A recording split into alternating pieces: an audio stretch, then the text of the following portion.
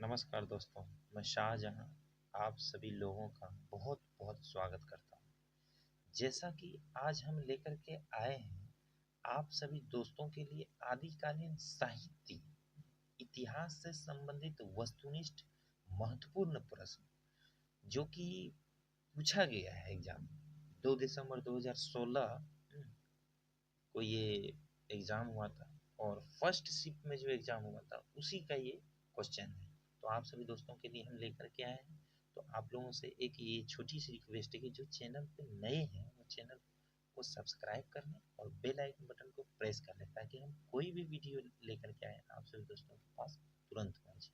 तो आते हैं आज हम अपने टॉपिक पर। तो देखिए पहला ही क्वेश्चन क्या है, हिंदी साहित्य का आलोचनात्मक इतिहास के लेखक कौन है? तो डॉक्टर राम कुमार वर्मा है और हम टिक लगा चुके हैं इस पर। और बहुत ये मतलब बहुत अच्छा क्वेश्चन है। आप इसको नहीं होगा तो सुन सुन करके भी याद कर सकते हैं। एक बार में नहीं हुआ तो दो बार में नहीं हुआ 3 बार में। आप इसको सुनिएगा जरूर, याद जरूर होगा। अभी तो हम ऐसे लेकर के आ रहे हैं, बाद में हम बोर्ड पर भी बताएंगे दोस्तों, तो आप इसको जरूर सुने। तो पहला क्वेश्चन, हिंदी साहित्य का आलोचनात्मक इतिहास के लेखक कौन है? डॉक्टर राम कुमार वर्मा। दूसरा क्वेश्चन है, देखिए आदि काल को अंधकार काल के नाम से अभिहित करने वाले विद्वान कौन है? तो आदि काल को अंधकार काल किसने कहा है? तो अंधकार काल पृथ्वीनाथ कमल कुल श्रेष्ठ ने भी कहा है। और पृथ्वीनाथ कमल कुल श्रेष्ठ ने कहा है। तो यहाँ शॉर्ट में देखिए नाम क्या है, डॉक्टर कमल कुल श्रेष्ठ। आप इससे कंफ्यूज नहीं होइएगा। एक शॉर्ट में हम बात बताते हैं कि अंधकार कहाँ होता है, तो पृथ्वी में होता है। तो पृथ्वीनाथ कमल कुल श्रेष्ठ है इनका पूरा नाम। दूसरा दूसरा नंबर ऑब्जेक्टिव में जो दिया है वो होगा आंसर। दूसरे नंबर का दूसरा नंबर ऑप्शन ये है, टिक लगा हुआ। अब आते हैं निम्नलिखित में, मैंने चर्या पद निम्न में से किससे संबंधित है? चर्या पद जो संबंधित थे किनसे थे? तो सिद्धों से थे। अब इसको जरूर याद रखिएगा। इसके बाद है परमाल रासों के आकार और भाषा में परिवर्तन होता रहा, क्योंकि इसका कारण क्या था? तो 4 ऑब्जेक्टिव है, आप भी इसको पढ़ें। और हम आंसर डायरेक्ट बताते हैं। यह लोक गेय काव्य था, इसी कारण से परमाल रासों के आकार और भाषा में परिवर्तन होता रहा, यही कारण। अब आता है बिसल देव रासो मूलतः किस प्रकार का काव्य है? बिसल देव रासो जो है वो किस प्रकार का मूलतः काव्य है? तो ये वीर रस प्रधान है, करुण रस प्रधान है, श्रृंगार रस प्रधान या नीति प्रधान? ये श्रृंगार रस प्रधान रचना है। डॉक्टर माता प्रसाद गुप्त किस ग्रंथ को आधुनिक साहित्य संपत्ति का बीजक कहा है? तो डॉक्टर माता प्रसाद गुप्त ने गुप्त कृत किस ग्रंथ को आधुनिक साहित्य बीजक कहा जाता है, संपत्ति का बीजक? इनके द्वारा रचित कौन सी ऐसी पुस्तक है जिनको आधुनिक साहित्य का संपत्ति का बीजक कहा जाता है? तो हिंदी पुस्तक साहित्य। इसके बाद है नीचे दिए गए रीति काल का नाम और सूची में नामकरण करता विद्वान का दिया गया है, आप इसको सुमेलित करें। तो देखिए यहाँ क्वेश्चन है, इसका नीचे में देखिए यहाँ दिया हुआ है, इसका रीति काल का है। देखिए रीति काल का दिया हुआ है, किसने क्या कुछ कहा है? तो देखिए सबका यहाँ लिया है, ऑप्शन नंबर 3 का आंसर सही है। अब आते हैं हिंदी भाषा में लिखा गया हिंदी साहित्य का प्रथम इतिहास ग्रंथ जो हिंदी साहित्य का प्रस्थान बिंदु है, कौन है? शिव सिंह सरोज, 1883 ईस्वी। बहुत मोस्ट ग्रंथ। 16वीं और 17वीं शताब्दी भक्ति काल को हिंदी का स्वर्ण युग मानने वाले प्रथम विद्वान है, कौन? George Grierson. George Grierson. निम्नलिखित में से कौन सा साहित्य की प्रवृत्ति नहीं है? तो साहित्य की प्रवृत्ति कौन सा है? बाहरी उपासना पर बल देना साहित्य की प्रवृत्ति। 3 दिसंबर 2016 का क्वेश्चन है, साहित्य समाधान अंक 8 का। शिव सिंह सरोज हिंदी इतिहास ग्रंथ का प्रकाशन कब हुआ था? हम देखिए ऊपर में बोल चुके हैं, शिव सिंह सरोज का प्रकाशन वर्ष जो 1883 ईस्वी में है। रीति काव्य की भूमिका के लेखक कौन है? तो रीति काव्य के बारे में प्राय आलोचनात्मक जो ग्रंथ लिखा है वो डॉक्टर नगेंद्र ने लिखा है। तो थोड़ी सी ध्यान रखें, डॉक्टर नगेंद्र है रीति काव्य की भूमिका के लेखक, डॉक्टर नगेंद्र। सरापा का अन्य नाम यह भी मिलता है, राहुल भद्र भी मिलेगा, कहीं सरोज भद्र भी मिलेगा, तो यही है, राहुल भद्र है। और काफी प्रचलित नाम है, लेकिन सरापा जो है वो 84 सिद्धों में प्रतिष्ठित थे काफी कहीं ना कहीं। और एक तरह से बहुत नाम भी हुआ इनके, इसी कारण से वो नाम भी इनके प्रसिद्ध है। अब आते हैं निम्नलिखित में से किस कथन में सिद्धों व नाथों की साहित्य प्रवृत्तियों में असमानता सिद्ध होती है। मतलब दोनों में भेद का जो प्रवृत्ति है वो दोनों में कहीं ना कहीं इक्वलाइजेशन से नहीं हो पाती है। तो कौन सी ऐसी ऑप्शन है, तो हम इसको देखते हैं। देखिए हम पढ़ रहे दोनों सदगुरु की महत्ता पर बल देते थे, ये थे। दोनों के साहित्य की भाषा शैली संध्या भाषा शैली है। दोनों की साहित्य की भाषा जो भाषा शैली जो है संध्या भाषा शैली, दोनों में शून्यवाद की प्रतिष्ठा थी।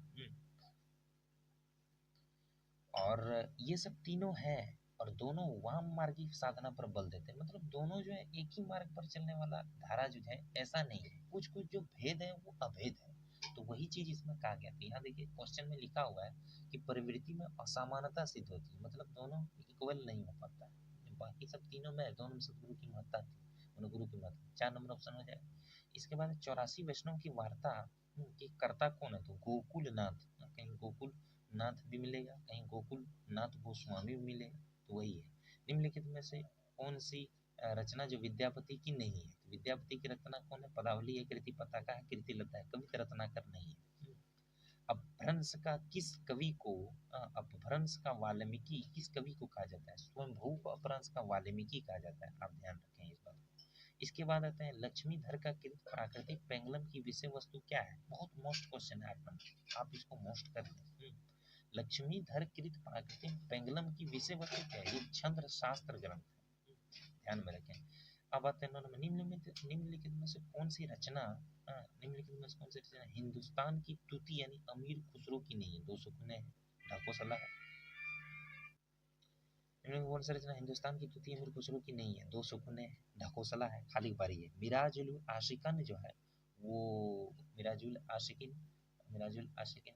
अच्छा नेक्स्ट वीडियो में बता देंगे मिराजुल आशिकिन ये एक कवि क्या बोलते हैं, ऑप्शन मिलता तो हम भी बताते, खैर अभी मिस कर रहे हैं। आते हैं नेक्स्ट क्वेश्चन। सिद्धों और नाथों के द्वारा अपनाई गई विशेषता ने जायसीकृत पद्मावत को, तुलसीदास कृत रामचरितमानस को, दोनों को प्रभावित किया। देखिए क्वेश्चन को समझिएगा, क्या कहा कि सिद्धों और नाथों के द्वारा अपनाई गई एक विशेषता ने जायसीकृत पद्मावत और तुलसीदास कृत रामचरितमानस दोनों को प्रभावित किया। तो कौन सी ऐसी एक बात थी पद्मावत में और रामचरितमानस में कि सिद्धों और नाथों ने अपनाई थी, वो विशेषता इन दोनों ने अपनी अपनी रचनाओं में किया। तो क्या था, तो वो छंद योजना था। अब आते हैं 2016 में 4 दिसंबर को। मुनि जिन विजय के अनुसार जैन रास काव्य परंपरा का प्रथम ग्रंथ कौन है, भरतेश्वर बाहुली रास शालिभद्र सूरी की रचना है। हिंदी साहित्य की आदिकालीन रचना राहुल बेल के बारे में निम्नलिखित में कौन सा कथन सही नहीं है। इस प्रकार के क्वेश्चन पूछे जाते हैं, सही है या सही नहीं है। तो सही है तो वो तो है ही, लेकिन नहीं है उसको भी ध्यान में रखें। तो आप जो 4 ऑप्शन दिए हुए रहेंगे उसको जरूर से जरूर पढ़िएगा एक बार। इसकी रचना बेल नामक नायिका के नखसिक वर्णन के प्रसंग में हुई थी, ये नहीं है। बाकी ये शिलांकित कृति है, चंपू काव्य की प्राचीनतम हिंदी कृति, इसमें हिंदी भाषा की 7 बोलियों के शब्द हैं। आदिकालीन। अब आते हैं नेक्स्ट क्वेश्चन, क्या है, आदिकालीन रासो साहित्य की सामान्य प्रवृत्तियों और विषय वस्तु की दृष्टि से निम्नलिखित में कौन सा कथन सही नहीं है। देखिए क्वेश्चन, आदिकालीन रासो साहित्य की सामान्यतः प्रवृत्तियों और विषय वस्तु की दृष्टि से निम्नलिखित में कौन सा कथन सही नहीं है। तो युद्धों का सजीव चित्रण है रासो साहित्य में, व्यक्तिगत शौर्य का प्रदर्शन का चित्रण है, विलासितापूर्ण सामंती जीवन का इसमें वर्णन किया गया, चित्रण किया गया, लेकिन व्यापक राष्ट्रीयता की भावना का चित्रण यहाँ नहीं है, वो दूसरे में था, इसमें नहीं था, रासो साहित्य में नहीं था। इसके बाद आता है निम्नलिखित में से किस कथन में सिद्धों व नाथों की साहित्य प्रवृत्तियों में असमानता सिद्ध होती है। तो असमानता, देखिए नाथों व सिद्धों में असमानता की प्रवृत्ति सिद्ध होती है। देखिए दोनों ने नारी को भोग्य कहकर संभोग से निर्वाण की बात कही, दोनों ने नहीं कहा था, एक ने किया था। नागरिक प्रचारणी सभा द्वारा प्रकाशित पृथ्वीराज रासो को प्रामाणिक मानने वाले विद्वान कौन है, डॉक्टर श्याम सुंदर दास प्रामाणिक मानते हैं। ये सब जो गौरीशंकर ओझा, मुंशी देवी प्रसाद रामचंद्र शुक्ल, ये तो अप्रामाणिक माना है, ध्यान रखिए। यहाँ जो दिया हुआ रहेगा तो ऐसा नहीं है कि अप्रमाणिक दिया हुआ है, प्रमाणिक दिया हुआ है, अर्धप्रमाणिक दिया हुआ है। अगर अप्रमाणिक पूछा है तो अप्रमाणिक के बदले अर्धप्रमाणिक, बाकी जो तीनों रहेंगे वो एक ही प्रकार के 3 टाइप रहेंगे, दूसरे प्रकार एक रहेंगे। निम्नलिखित में कौन सा युग युग्म जो है सही सुमेलित नहीं है। तो देख लीजिए, भविष्यत का जो जिनदत्त सूर्य की रचना नहीं है। इसके बाद है रचना काल की दृष्टि से निम्नलिखित का सही क्रम क्या है। दोहा कोश है, मिसप्रिंटिंग है दोस्तों, सॉरी, दोहा कोश है, श्रावकाचार्य, संदेश रहता, कृति लता है। इसके बाद है अमीर खुसरो ने मुकरियों और पहेलियों की रचना किस भाषा में की। बहुत मोस्ट क्वेश्चन है 8 नंबर। अमीर खुसरो ने मुकरियों और पहेलियों की रचना किस भाषा में किया है, खड़ी बोली में किया है। मैथिली कोकिल के नाम से प्रसिद्ध विद्यापति की किस रचना से चैतन्य महाप्रभु अत्यंत ही प्रभावित हुए थे। पदावली जो है बहुत सुपर रचना है और इन्हीं से ये प्रभावित हुए थे। इसके बाद है पंडित ज्योतिषवर ठाकुर कृत वर्ण रत्नाकर जो है, वर्ण रत्नाकर की रचना जो हुई है उसकी विषय वस्तु क्या है। ये मैथिली गद्य ग्रंथ है। ये ज्योतिषवर कृत वर्ण रत्नाकर जो मैथिली गद्य ग्रंथ है। तो आई होप ये वीडियो आप सभी लोगों के लिए बहुत यूज़फुल होगी। और एक बार में अगर समझ में नहीं आए तो आप इसको रिपीट करके पुनः सुन सकते हैं। और हिंदी कंटेंट्स और हिंदी साहित्य से संबंधित 8वीं से लेकर के बीए तक भी किसी भी क्वेश्चन का अगर दिक्कत हो रहा हो तो आप हमें कमेंट करके बताएं, उसका सजेशन से हम जरूर बताएंगे। और चैनल पर नए हैं, चैनल को सब्सक्राइब करें।